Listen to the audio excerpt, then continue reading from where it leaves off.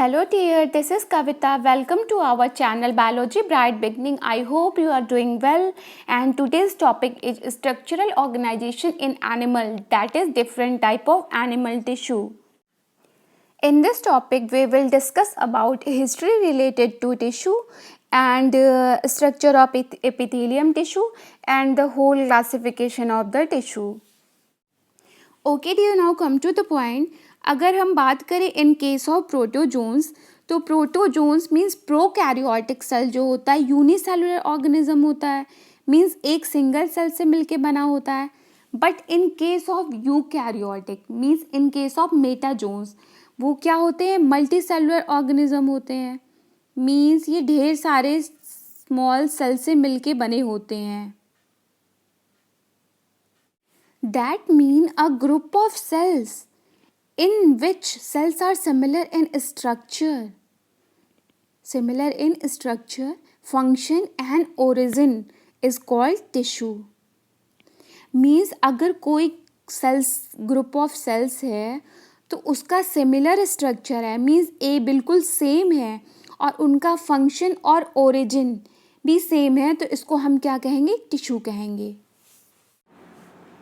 And ये जब number of tissue organised होंगे एक पर्टिकुलर पैटर्न में और एक स्पेसिफिक प्रपोर्शन में, तो उसको हम क्या कहेंगे, ऑर्गन.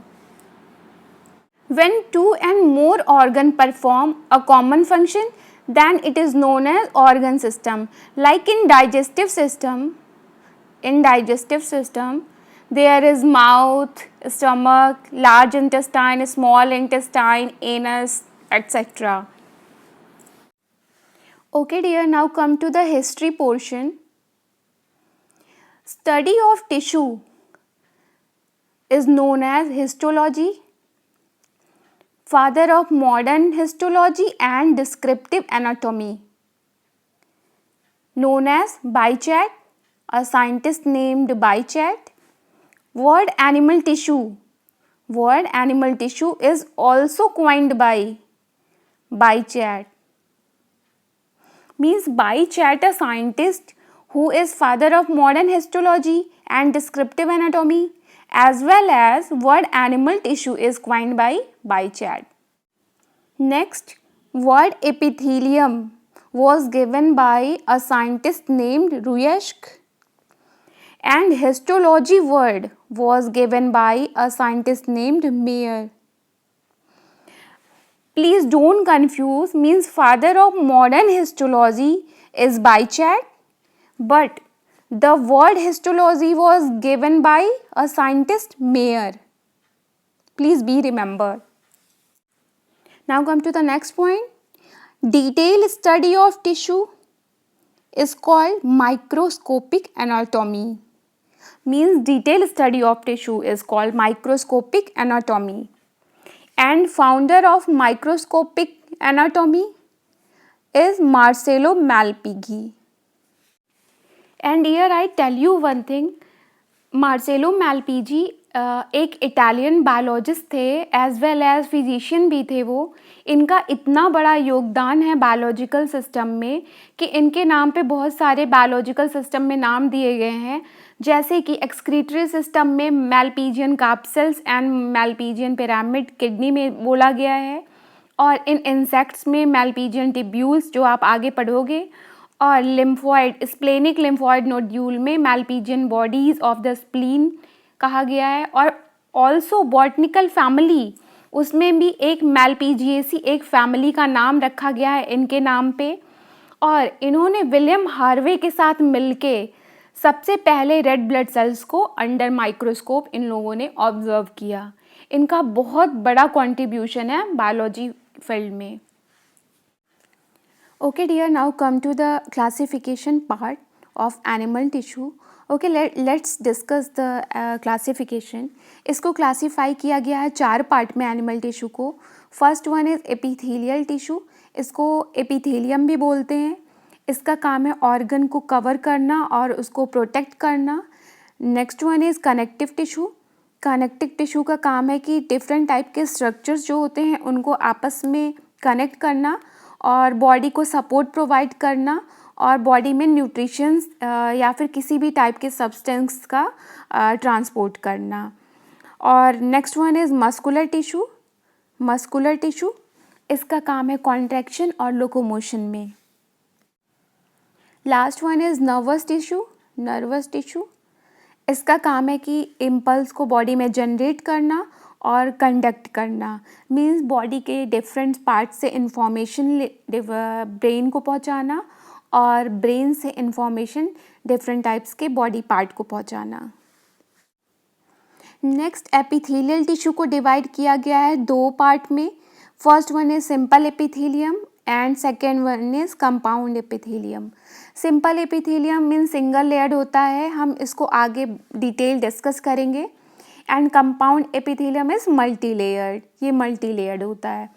सिंपल एपिथेलियम को फिर डिवाइड किया गया है स्क्वैमस एपिथेलियम में, देन क्यूबाइडल एपिथेलियम में, कॉलुमिनर एपिथेलियम में, सिलिएटेड एपिथेलियम में एंड स्यूडो स्ट्रेटिफाइड एपिथेलियम में। इसको हम 1 बाय 1 आगे क्लासेस में डिस्कस करेंगे, डिटेल स्टडी करेंगे इसका हम। एंड उसके बाद कनेक्टिव टिश्यू को डिवाइड किया गया है लूज कनेक्टिव टिश्यू में, डेंस कनेक्टिव टिश्यू में एंड स्पेशलाइज्ड कनेक्टिव टिश्यू में। लूज कनेक्टिव टिश्यू को अगेन डिवाइड किया गया है एरियोलर कनेक्टिव टिश्यू में एंड एडिपोज कनेक्टिव टिश्यू में। नेक्स्ट स्पेशलाइज्ड कनेक्टिव टिश्यू, इसको डिवाइड किया गया 4 पार्ट में, bone, cartilage, blood and lymph. Third one is muscular tissue, इसको डिवाइड किया गया है स्केलेटल, विसरल एंड कार्डियक में। Last one is nervous tissue.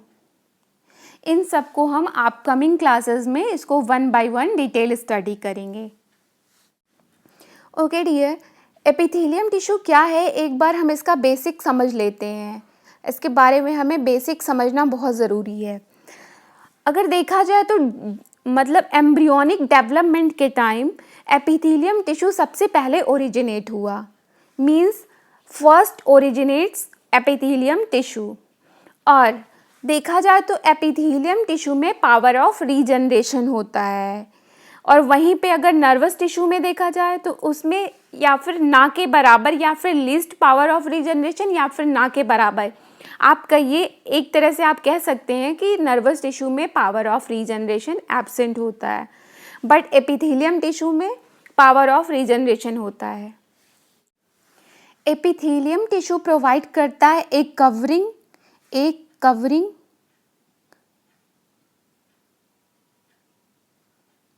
Means ये प्रोवाइड करता है एक कवरिंग और लाइनिंग, किसी भी ऑर्गन को ये कवर करता है। और अगर वर्ड एपिथेलियम का मतलब समझें तो ईपी मतलब होता है अपॉन, एमथेलिया मतलब होता है growth. Means word epithelium is composed of 2 word, first one is epi and second word is thelia. इसका मतलब ये होता है a tissue which grows upon another tissue is called epithelium. आप डायग्राम में देखिए, ये एपिथेलियम टिश्यू है हमारा और बीच में ये बेसमेंट मेम्ब्रेन से जुड़ा हुआ है और नीचे ये कनेक्टिव टिश्यू है। मीन्स ये कनेक्टिव टिश्यू के ऊपर बेसमेंट मेम्ब्रेन के थ्रू ऊपर ग्रो किया हुआ है epithelium tissue.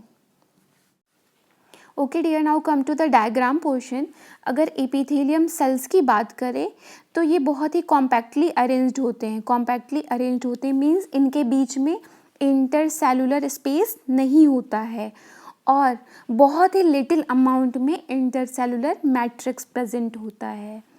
Due to absence of intercellular space इसमें ब्लड वेसल्स या फिर लिम्फ वेसल्स या फिर कैपिलरीज अनेबल होता है इसको पियर्स करने में।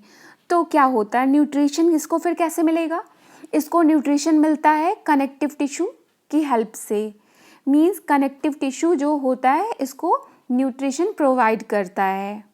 यहाँ से आप देखो, ये यहाँ पे क्या है, ये यहाँ से इसको ये नर्व सेल्स है और यहाँ पे ये ब्लड वेसल्स है और ये इसके थ्रू बेसमेंट मेम्ब्रेन के थ्रू इसको न्यूट्रिशन प्रोवाइड करता है। अगर डियर बात करें इसके बेसमेंट मेम्ब्रेन की, इसके बेसमेंट मेम्ब्रेन की अगर बात करें तो कनेक्टिव टिश्यू और एपिथेलियम के बीच में ये सिचुएटेड होता है बेसमेंट मेम्ब्रेन, इसका बेसमेंट मेम्ब्रेन ये, और ये कंसिस्ट करता है 2 layers. First one is basal lamina and second one is fibrous lamina.